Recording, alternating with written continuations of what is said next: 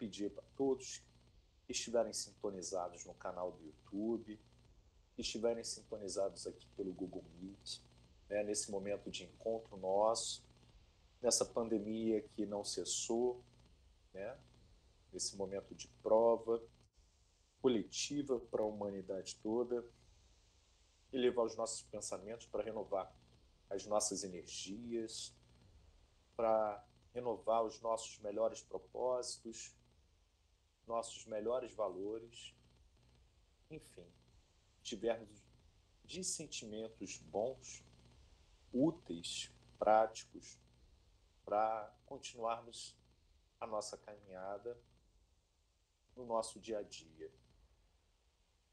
Jesus amado, Jesus amigo, Bezerra de Menezes, Alcides de Castro, Maria Mãe Santíssima, toda a pleite de bons espíritos, amigos espirituais que a todos nós envolve. Muito obrigado pela oportunidade de mais uma semana estarmos aqui, plenos da convicção de que estamos no lugar certo, com as provas que temos que passar, pelas lições que certamente nos serão úteis.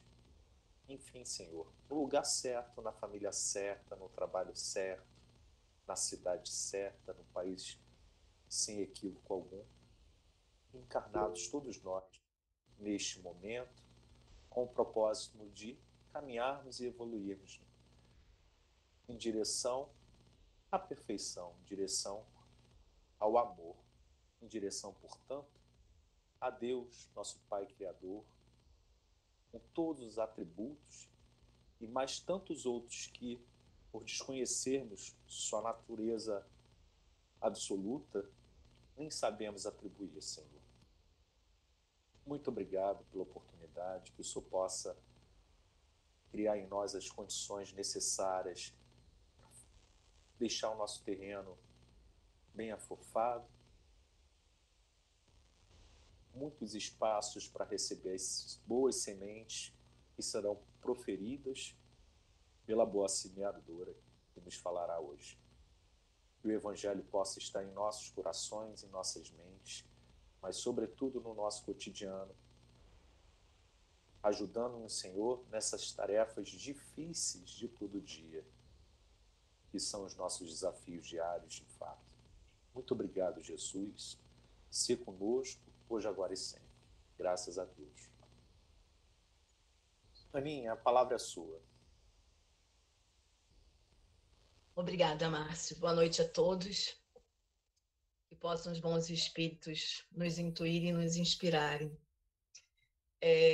Hoje, para quem acompanha a programação, o encontro seria com o nosso irmão Neandertal, que por problemas familiares não pôde estar conosco. E aí, estamos nós aqui.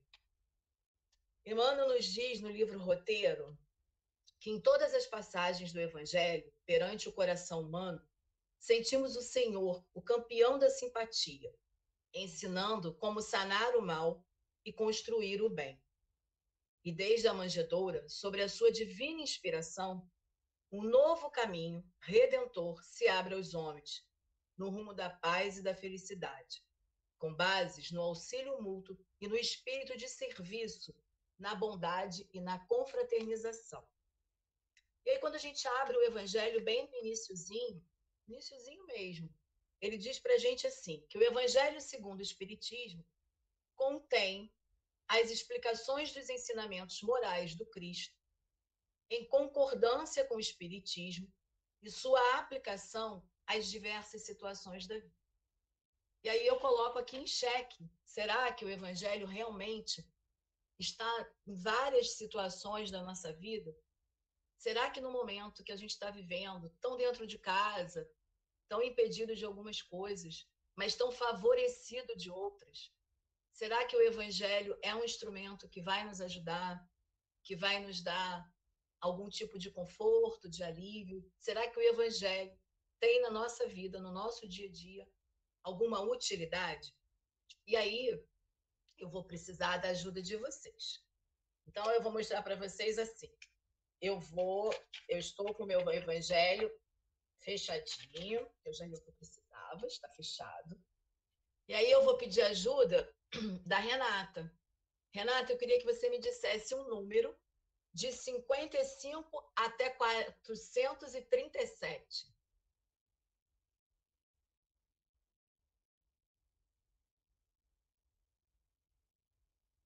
A Renata saiu? Deve ter caído. Então fala para mim, Márcio, o número do 55 até o 437. 99. 99. Vamos lá. 99, eu vou abrir aqui. 99 é pela a minha edição, mas eu vou dizer para vocês. É o capítulo 4, que é Ninguém poderá ver o reino de Deus se não nascer de novo. E aí o tema da página que o Márcio escolheu é a reencarnação fortalece os laços de família ao passo que a unicidade da existência os rompe.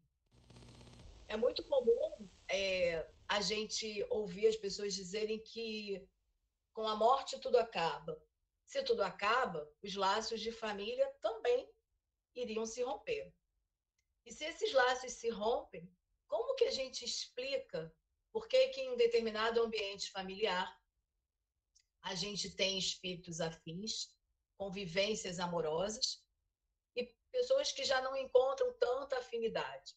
De que forma que a gente conseguiria explicar esse grande fenômeno, esse grande acontecimento do nosso dia a dia, se não pela reencarnação, pela pluralidade das existências? Então, a reencarnação ela não faz com que se quebre nenhum laço familiar. Muito ao contrário, ela faz com que se fortaleça os laços familiares, porque ao reencarnarmos, nós podemos ter o privilégio de reconviver enquanto encarnados, tendo conforto, o suspiro do aconchego com aqueles que amamos, e iremos aprender a amar outros. Então, esse núcleo familiar ele vai sendo ampliado. E quando desencarnamos, qual não é a nossa alegria ao reencontrar esses espíritos amorosos e amigos de tantas e tantas encarnações? Então, a questão da reencarnação, da pluralidade das existências, não restringe, não quebra nenhum laço familiar. Ela simplesmente amplia, fortalece esses laços.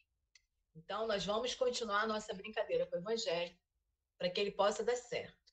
E aí, eu queria perguntar se a Ana Célia pode me falar um número. Pode, Ana Célia?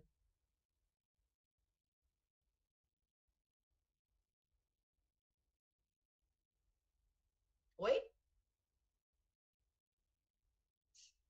Seu microfone está desligado, Ana. Vê se você consegue ligar.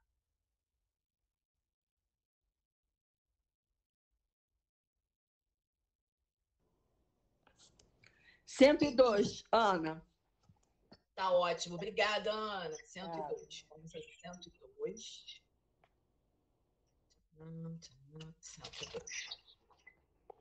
102. A gente está no mesmo capítulo que o Márcio escolheu. Ninguém poderá ver o reino de Deus se não nascer de novo, que é o capítulo 4.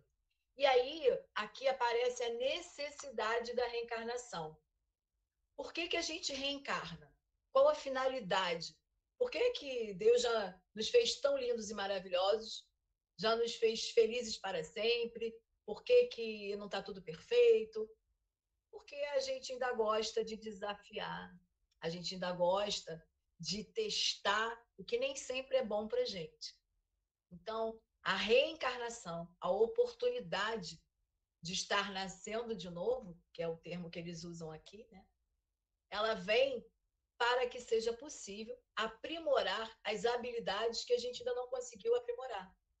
A reencarnação é a oportunidade da gente refazer o que a gente não conseguiu fazer muito bem e fazer melhor.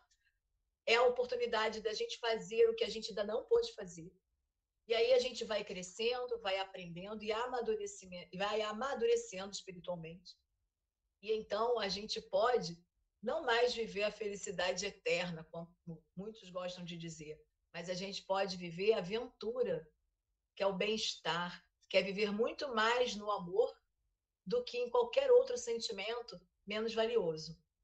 Então, a reencarnação são os anos de escolaridade que cada um de nós precisa para poder vencer, ultrapassar o desconhecido, ultrapassar aquilo que ainda não sabe, que ainda não aprendeu, para poder evoluir e amadurecer espiritualmente.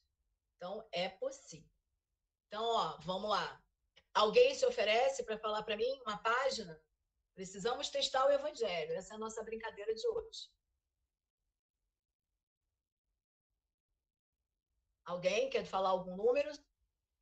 115. Ufa, Glorinha, obrigada. 115. Vamos lá. 115. Chegamos aqui na 115. Bem-aventurados os aflitos, motivo de resignação. Bem-aventurados os aflitos, pois que serão consolados. Jesus aponta a compensação que hão de ter os que sofrem e a resignação que leva o padecente a bendizer do sofrimento como prelúdio da cura. Estamos vivendo um momento bem delicado, emocionalmente, espiritualmente e, para muitos, fisicamente. Será que a gente consegue hoje, de coração mesmo, aberto, com todo amor, agradecer a Deus por tudo que a gente está passando? Agradecer pelas dores, pelos sofrimentos, pelas preocupações. A gente ainda não tem, por enquanto, isso pleno no nosso coração. Mas nós já temos um ganho imenso. Nós conseguimos agradecer a Deus por termos saúde, por estarmos bem, por todos nós termos o conforto, mínimo que seja, para o nosso bem-estar. Nós já conseguimos agradecer a Deus por termos o advento, por termos o benefício da doutrina que nos esclarece, que nos sustenta, que nos dá informação. Nós já conseguimos agradecer pelo dia que se inicia e pelo dia que termina. Quantos ganhos nós temos? Então, quando Jesus diz que bem-aventurados aqueles que sofrem, e por que é importante a gente ter resignação diante das provas, é para que a gente sofra menos, é para que a gente tenha condições de dar suspiros diante da nossa caminhada terrena e então, diante da gratidão, do coração repleto de amor, entender que na vida existem pedras, existem obstáculos, mas que o Evangelho instrumentaliza a gente para que a gente saiba como ultrapassar cada pedra, cada obstáculo, cada desafio. Então, o Evangelho está muito presente quando a gente consegue, no momento de dificuldade, abrir de vez de se desesperar. Outro dia, nós tivemos uma vivência muito bonita com uma família em que, no momento de grande dificuldade mesmo de saúde física, trouxe uma grande lição para a gente. A lição do Cristo Consolador. Do Cristo que nos dá um aconchego no coração e que fortalece a nossa fé e a nossa esperança. Então, o Cristo Consolador, ele está no Evangelho. E que a gente tem esse exercício de diariamente abrir o Evangelho para que a gente tenha o mesmo exercício no momento de dificuldade. Certa vez eu ouvi um amigo nosso dizer que o grande remédio para o espírito e para o corpo seriam doses variadas ao dia de chá de Evangelho. A gente precisa disso. E o Evangelho, ele é para nós uma prática, é um hábito, é uma vivência. Então, é preciso que a gente primeiro até se obrigue a todo dia abri-lo e ler, sem a obrigatoriedade de ler um capítulo inteiro por dia. Às vezes não temos concentração para isso, não temos tempo, não temos condições mesmo de amadurecimento espiritual para ler um capítulo inteiro, mas que a gente possa ler o título. Se a gente ficasse com esse capítulo, que caiu da página 115, Bem-aventurados os aflitos, para refletir por um dia inteiro, a gente teria bastante material para pensar, para refletir, para tentar trabalhar na nossa mente e no nosso coração. Então, o Evangelho ele tem que entrar na nossa vida como algo que a gente faz por obrigação, como escovar os dentes.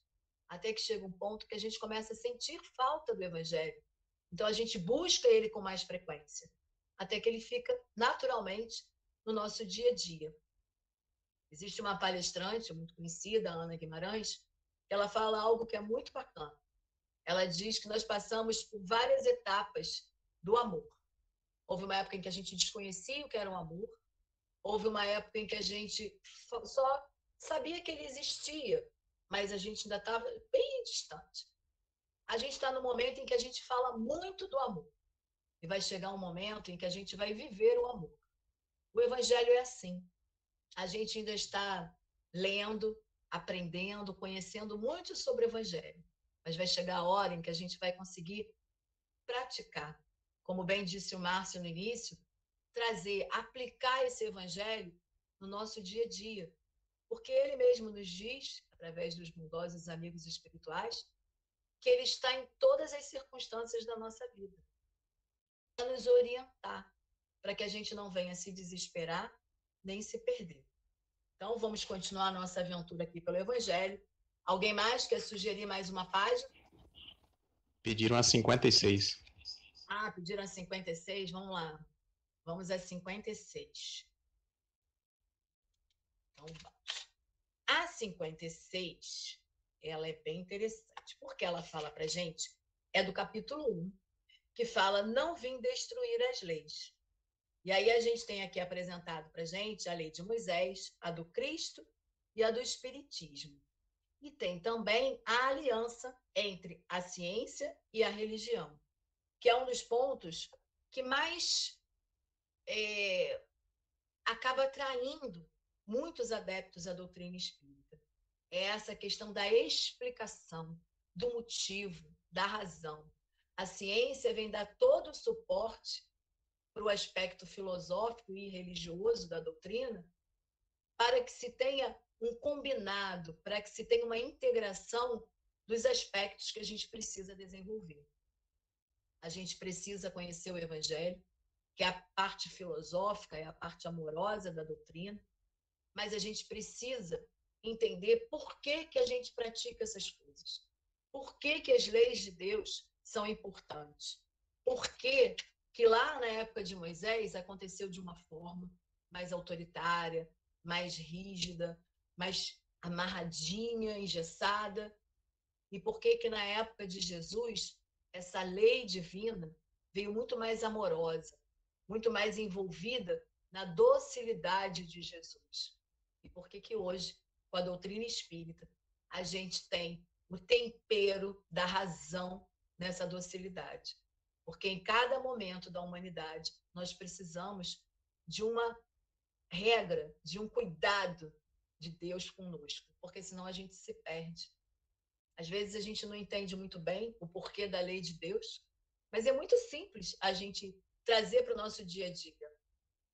Nós ainda somos os espíritos encarnados aqui na Terra, que precisam de uma lei que nos obriga a usar cinto de segurança, a não dirigir alcoolizado, uma lei que vai nos obrigar, por exemplo, ou não, a tomar uma vacina. A gente ainda precisa de leis que me digam que eu não posso maltratar os animais, que eu não posso matar o outro. A gente ainda precisa disso, porque só a lei da nossa consciência ainda não nos basta. Para muitos de nós, essas leis já são desnecessárias. Para muitos de nós, já temos aí a caminhada, o nosso progresso, o nosso amadurecimento evolutivo, com maior discernimento, uma consciência mais fundamentada na razão e temperada pelo Evangelho, que nos diz que a gente não pode fazer isso, que um dos mandamentos maiores, que é amar a Deus sobre todas as coisas e ao próximo como a mim mesmo, me deixa claro que eu preciso fazer com o outro exatamente aquilo que eu quero que faça comigo. Então, até por uma questão de proteção e de autocuidado, a gente acaba tendo que fazer com o outro com amor, porque a gente quer receber do mesmo jeito.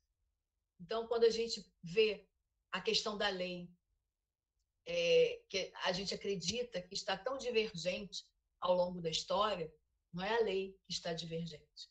A lei é a mesma. A base de Moisés, de Jesus, amparado pela doutrina espírita, a lei é a mesma. É o amor. É o amor a Deus que nos criou, que nos idealizou tão belamente. E o amor aos nossos companheiros, aos nossos irmãos. Que nós não tenhamos na nossa caminhada, como bem nos diz Divaldo, né, ninguém que seja nosso inimigo, mas que mais do que isso, que a gente não seja inimigo de ninguém. Que possamos trilhar um caminho como irmãos para que essa lei do amor valha, ela seja ampla na nossa vida, seja em abundância. Porque o amor é o que vai nos direcionar. O amor é o que vai nos fazer criar vitórias, conquistas bonitas, dia a dia. Nós estamos vivendo mais dentro de casa, estamos vivendo mais próximos dos nossos familiares, alguns estão mais sozinhos. E quantas experiências da lei de Deus, quantas experiências do Evangelho a gente não tem no dia a dia. Semana passada, a palestrante trouxe para a gente um dos itens que a gente está mais experimentando nessa pandemia, nessa quarentena, que é a paciência. A paciência de quem está sozinho e às vezes precisa conversar, às vezes o dia é longo, às vezes falta uma disposição, que a gente tenha paciência com os nossos limites também, para a hora que a gente não está afim de fazer e que, se for possível, que a gente pare. Na hora em que a gente pode se cobrar um pouquinho mais para ir além, que a gente tenha paciência nas relações uns com os outros, porque estamos tanto tempo dentro de casa. Um casal de pessoas da mídia, eles disseram que o maior desafio para eles durante a quarentena foi conviver, porque eles não conviviam. Eles se viam no café da manhã, saíam para trabalhar e ao final da noite já se encontravam bem cansados, em geral quase que já na cama para dormir. Então, quando eles se viram convivendo no dia a dia, eles não sabiam, eles não se conheciam, eles não sabiam como fazer isso. E aí, em determinado momento, a melhor solução de imediato seria a separação. Mas eles resolveram investir no matrimônio, no casamento, naquela relação. E às vezes o que faz com que a gente queira investir é um pouco mais de evangelho. Faz com que a gente pare e pense: o que vale a pena? O que é melhor? Será que é interessante eu aprender a conviver com essa pessoa? Será que é importante e interessante eu ser mais tolerante, eu me transformar também? Eu refletir um pouco sobre as minhas atitudes, eu tentar entender o lado do outro. Ou, às vezes, simplesmente aprender a silenciar. Chico nos orientava, o copo com água, para que a gente fosse engolindo bem devagar, né? O budismo nos diz que a gente pode contar de 1 até 10, quantas vezes a gente quiser, mas de 1 até 10, de forma tranquila, até a gente se acalmar e voltar para o prumo. Então, as leis divinas não estão erradas. As leis divinas não estão erradas. Elas estão para nos dar apoio, para que a gente não desista da caminhada e para que a gente possa trilhar o melhor caminho sempre. Quem vai agora me falar mais uma página? Vamos continuar nossa brincadeira. Nenhum candidato? Eu ia pedir 205, item 8, a lei de amor. E você falou, nossa, como ninguém. Falou Deixa eu ver se no meu livro é a 205, é a 205, a lei de amor. É isso mesmo. Só que a lei de amor, Renata, é lindíssima. Lindíssima. E eu não posso nem ousar falar dela, mas eu posso ousar ler um trecho dela, porque ela é linda. Já tá. Obrigada. A lei de amor, que é a do amar ao próximo como a si mesmo, do capítulo 11.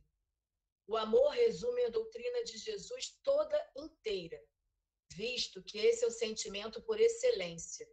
E os sentimentos são os instintos elevados, à altura do progresso feito. Em sua origem, o homem só tem instintos. Quanto mais avançado e corrompido, só tem sensações. Quando instruído e depurado, tem sentimentos. E o ponto delicado do sentimento é o amor. Não o amor no sentido vulgar do termo, mas esse sol interior que condensa e reúne em seu ardente foco todas as aspirações e todas as revelações sobre-humanas. A lei de amor substitui a personalidade pela fusão dos seres, extingue as misérias sociais. É muito bacana quando a gente fala da lei de amor, que embora a gente esteja vivendo esse momento tão atípico para nós, né? Eu lembro que quando eu era muito pequena, o meu avô falava da gripe espanhola, que foi algo muito próximo, muito parecido, mas que eu não vivi. Embora seja velhinha, não vivi isso. Mas ele falava dessa gripe espanhola que abalou todo mundo, né? E a gente agora vive esse momento que para a gente é atípico. Quem teve a oportunidade de ver a gripe espanhola não é atípico, mas para a gente é.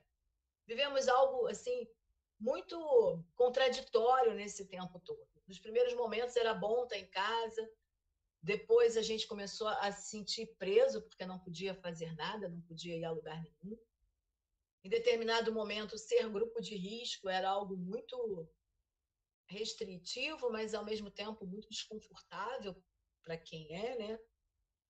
Mas a lei de amor fez com que tantas pessoas continuassem a realizar o trabalho no caminho do bem.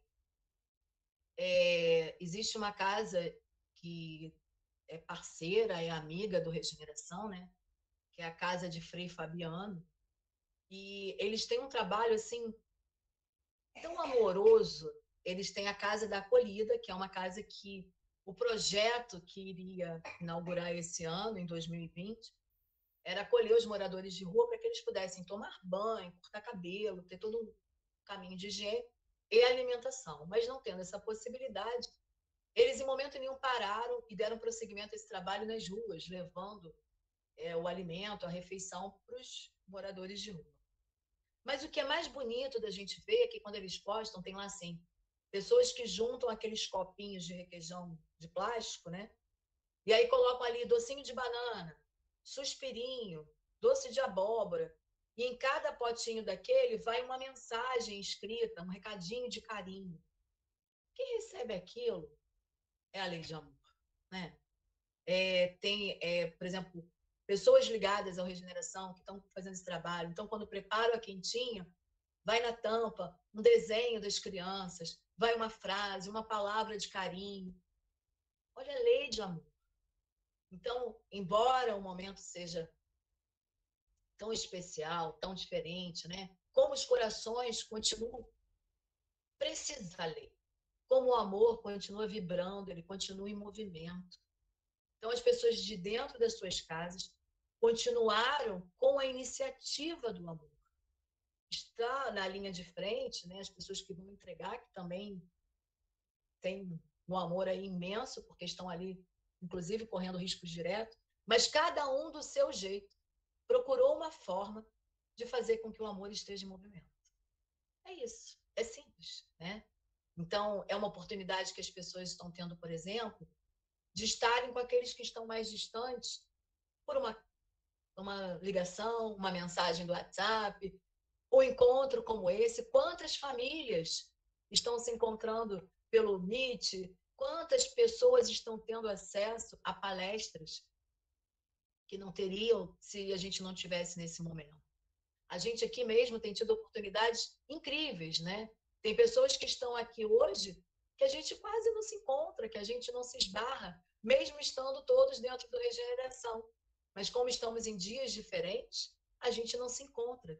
E que felicidade, não é? Que encontro de amor, não é? Quando estamos aqui reunidos.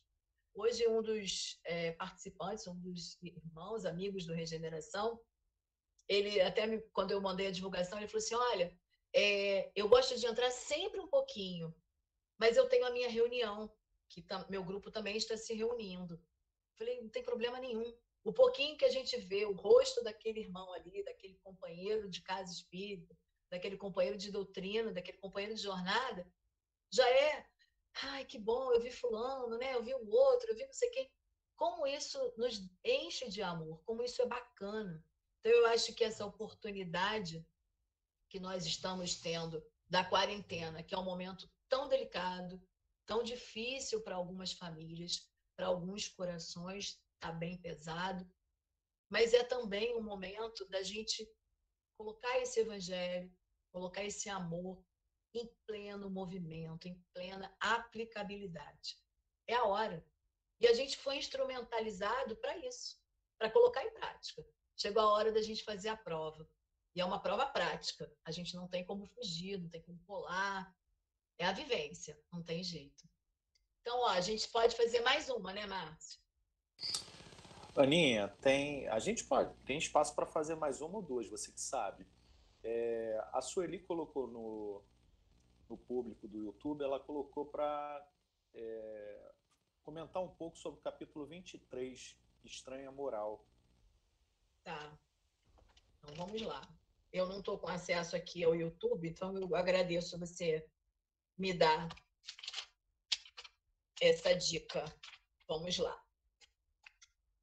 Estranha Moral é o capítulo 23, que vai falar para a gente sobre odiar os pais, abandonar pai, mãe e filhos, deixar os mortos o cuidado de enterrar seus mortos, e não vim trazer a paz, mas a divisão.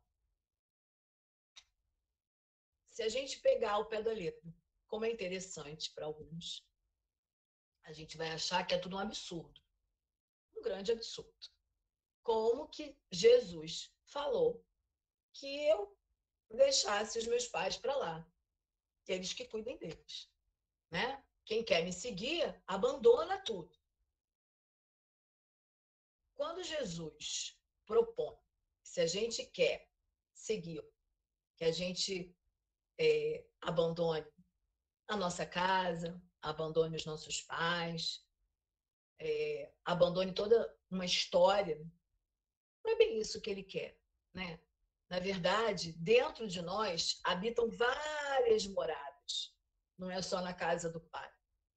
Nós ainda temos dentro de nós algumas casinhas que nem sempre a gente abre as portas dessas casas, mas elas estão ali. Nós ainda temos a casa da vaidade, a casa do orgulho, a casa da prepotência, da arrogância. São algumas casas que estão aqui no nosso coração. Mas, graças a Deus, nós já caminhamos bastante. Nós temos mantido essas casas mais fechadas. Então, quando Jesus nos convida que, ao segui-lo, precisamos deixar para trás os nossos pais, as nossas esposas, os nossos maridos, não que as pessoas precisam ter 10 esposas nem 10 maridos, né? O nosso marido, a nossa esposa para quem tem, deixa os filhos, enfim. A proposta de Jesus para nós é que, na medida em que a gente vai segui-lo, a gente vai encontrar desafios.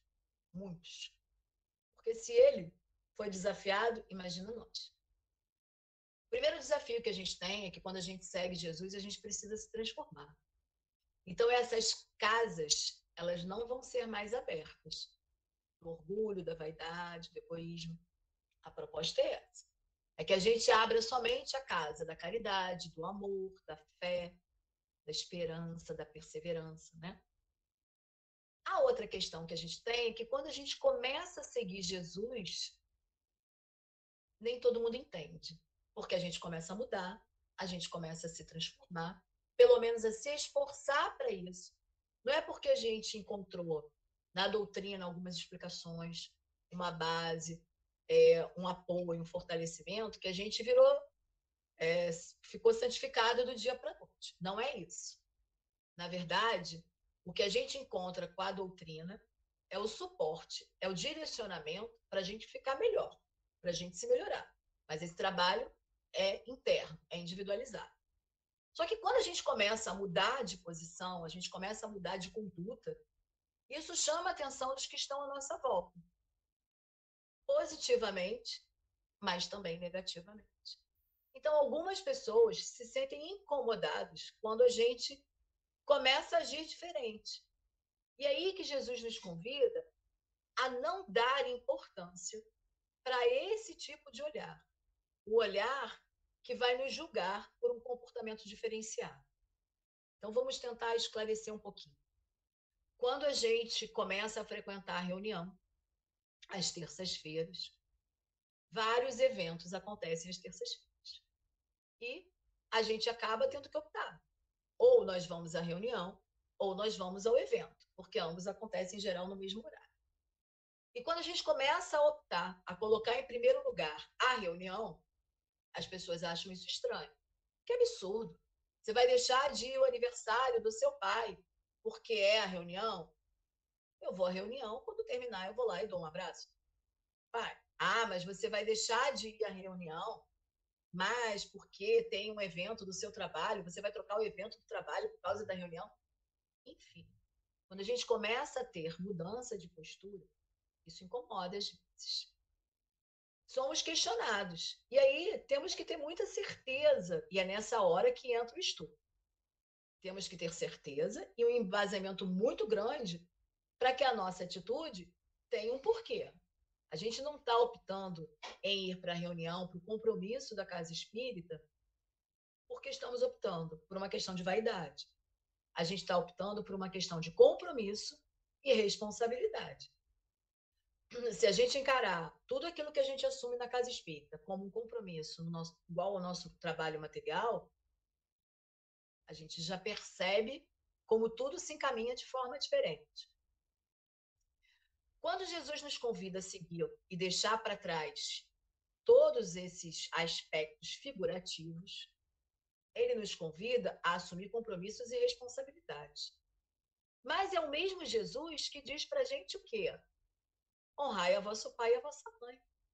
Cuida deles, independente do que eles fizerem, independente de quem eles foram para você. Então, é essa coerência que Jesus traz para a gente. Nós vamos abandonar o olhar negativo, porque às vezes, dentro da própria casa, nós vamos ser repreendidos, vamos ser criticados por estarmos agindo num caminho de responsabilidade com a doutrina, com a opção que a gente fez no trabalho de caridade, no trabalho religioso. E é esse olhar crítico negativo que Jesus diz que a gente tem que abandonar. Porque se a gente tem certeza do que a gente está fazendo, a gente vai prosseguir. Mas ele não nos pede para abandonar as pessoas. Ele não nos pede para abandonar aqueles que estão à nossa volta. Ele não nos pede isso. Ele nos pede para deixarmos os olhares de julgamento e seguirmos a nossa caminhada, sem precisar afrontar ninguém, sem precisar ter nenhum tipo de embate. Se nós sabemos que temos esse compromisso, que assumimos um compromisso de estar na reunião de quarta-feira, então estaremos toda quarta-feira, naquele horário, na reunião. É óbvio que existem empecilhos, às vezes, que fogem do nosso controle. Eu, particularmente, Márcio sabe disso, que a gente está no mesmo grupo, eu trabalho em Niterói.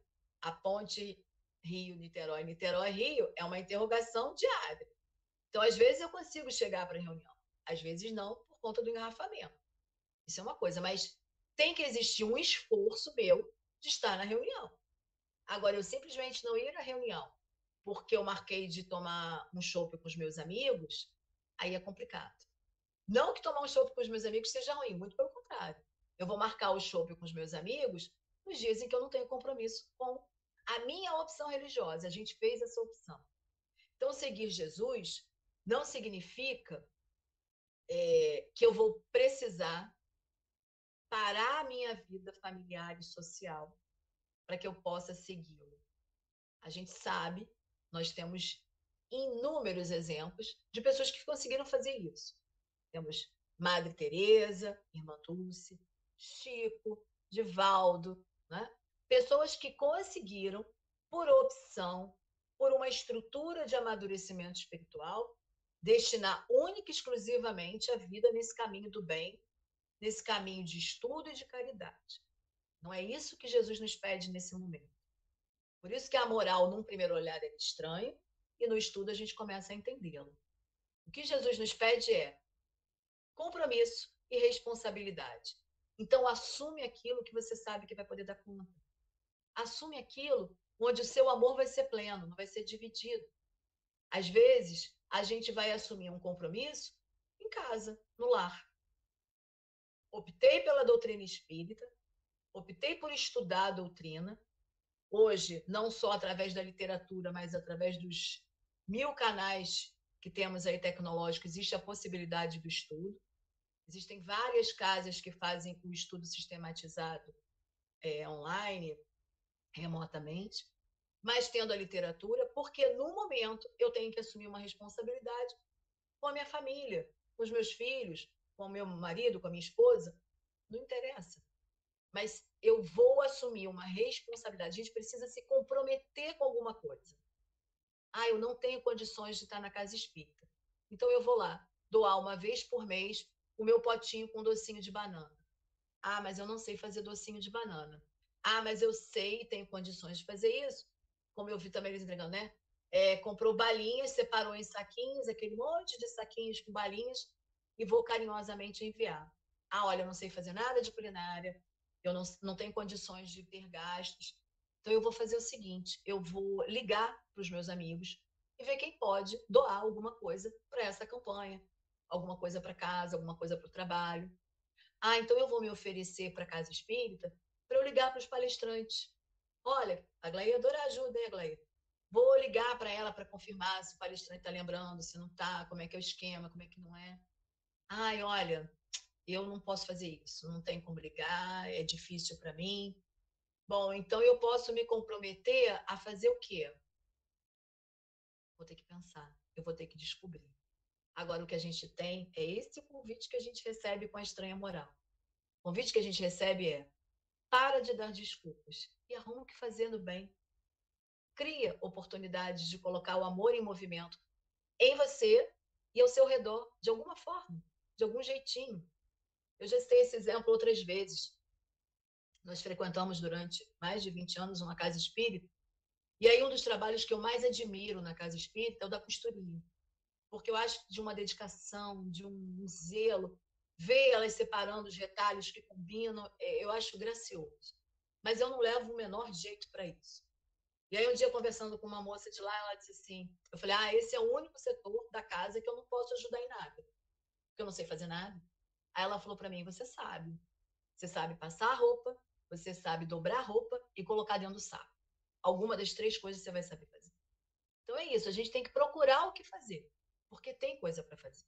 Então a estranha moral, ela não é estranha. Ela, no primeiro momento, precisa de estudo e entendimento, para que a gente possa compreender que o que Jesus nos convida, o pedido dele é: me segue, que é a melhor opção. Mas se escolheu me seguir, assume, se compromete, seja responsável. Não vá ser trabalhador de vez em quando. Não vá ser um estudante da doutrina de vez em quando. Tenha uma rotina de ação no seu crescimento, no seu amadurecimento espiritual. Esse é o convite real que Jesus nos fez. Esse é o convite que a gente recebe todos os dias. Quando aparece, por exemplo, uma oportunidade de ajudar alguém, quando aparece uma forma da gente conversar com o vizinho, saber se está tudo bem. Um dos movimentos que mais cresceu durante essa pandemia foi essa troca entre moradores de um mesmo prédio, de uma mesma vila, né? Eu estou indo ao mercado, você precisa de alguma coisa? Eu trago para você. Estou indo ao banco, quer alguma coisa? Não quer? Como isso aproximou as pessoas? Mesmo de máscara, hoje nós estamos mais simpáticos, mais agradáveis do que antes sem as máscaras. Essa é uma realidade. Então, nós tivemos um passeio hoje pelo Evangelho, através de uma brincadeira, da gente conseguir perceber que o Evangelho se apresenta com várias roupas, com várias formas, mas ele sempre chega ao nosso coração, ele sempre está vivo e presente no nosso dia a dia, porque ele é o nosso pé, ele é a nossa base, ele é que vai nos dar a direção. Basta a gente querer, basta a gente parar, ler, pensar. Vocês viram aqui que em alguns momentos eu só li o título do capítulo. A gente não precisa ler ele todo. É maravilhoso se a gente conseguir ler. Mas se a gente não conseguir, não tem problema. Porque quando a gente se obriga a ler um capítulo, a gente acaba não lendo nada. Então, que a gente possa ir degustando, saboreando o Evangelho dia a dia na nossa rotina. Abre o acaso, lê seguido. Você acha melhor, mas leia o Evangelho. Porque ele alimenta o nosso coração, ele alimenta o nosso espírito, alimenta a nossa fé, alimenta a nossa razão e abastece profundamente de amor as nossas atitudes. Muito obrigada pela atenção de todos vocês. Que a paz de Jesus esteja conosco. Boa noite. Obrigado, Aninha. Obrigado pelas palavras amigas. Interessante que você, no final da sua fala, você falou uma coisa bem interessante nessa experiência nova da pandemia, né? Ninguém fala assim, fora da igreja não há salvação, ninguém fala fora da casa espírita não há salvação, ninguém fala isso, mas fora da caridade há salvação. Não há salvação, aliás, né? Ou seja, não precisa ser espírita, não precisa frequentar a casa espírita, mas praticar a caridade, oferecer um empréstimo ao vizinho. Isso que você falou, né, no dia a dia, no cotidiano, não precisa ser um Divaldo, não precisa ser um Chico para vivenciar o amor, né? Pode estar ao lado da esposa, do filho, pode estar ao lado do amigo na rua, né? O fato da gente encontrar aqueles exemplos quando as pessoas fazem distribuição de quentinha. Não precisa me dar dois, não. Eu tenho um rapaz ali mais adiante que está precisando de uma comida. Então, quem morador de rua não precisa ter dinheiro para fazer a caridade, para prestar caridade. São coisas profundas, são sutilidades do Evangelho, que a caridade não é exclusividade de nenhum gênero, de nenhuma classe social, de nenhuma crença, de nenhuma convicção religiosa ou arreligiosa. A caridade é para todos. Todos podem fazer a caridade. Todos, absolutamente todos. E isso daí realmente essa sua última fala, eu acho que contemplou isso. Então, baseado nisso, para a gente concluir o nosso estudo, e o nosso dia que foi ótimo, Aninha, foi ótima a brincadeira. Vamos brincar de evangelho todo santo dia, né? Vamos brincar de evangelho sempre quando a gente brincar é bem entre aspas, né? A gente levar muito a sério a brincadeira, que é porque é descontraído, é uma coisa lúdica, e a Ana consegue fazer essa coisa com muita desenvoltura. Mas porque ela também consegue fazer a coisa com desenvoltura no Evangelho, no dia a dia. E eu acho que essa é a tendência nossa, a gente tentar trazer, incorporar no nosso cotidiano cada uma desses capítulos e fazer entender o que ela disse no final, né? De pegar o Evangelho como dado prático para o nosso dia a dia. Bom, agradeço também de novo a Aninha, que assumiu essa tarefa, né? Agradeço a presença de todos, tanto aqui no Google Meet quanto no YouTube. Vai ficar gravado para aqueles que podem assistir depois. E vou chamar... Eu queria até agradecer as pessoas que me ajudaram, né? A Sueli, a Renata, a Ana Célia, a Glorinha, você, que me ajudaram na brincadeira. Obrigada. A Glorinha que fez aniversário ontem, né? E chamar para fazer a prece final a dona Wanda. A Wanda possa assumir aí essa prece final, para no final a gente se despedir.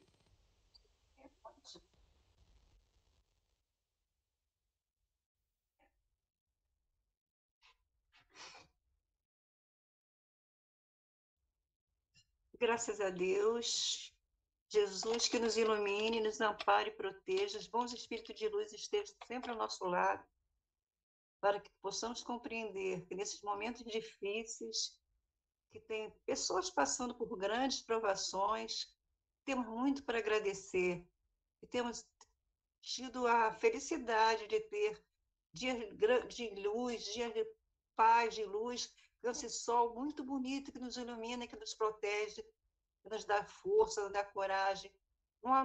À noite, a lua luminosa, que nos mostra uma luz muito grande que vem de Deus.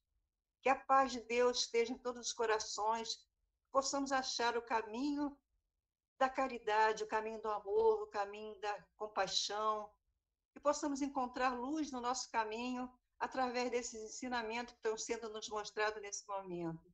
Que Jesus nos dê sempre força e coragem, que nos ilumine e proteja, porque o mundo está passando por uma mudança, um acerto, por uma limpeza, e as coisas todas, com certeza, vão melhorar a partir daí. E só temos muito que agradecer. Gratidão e gratidão. Graças a Deus.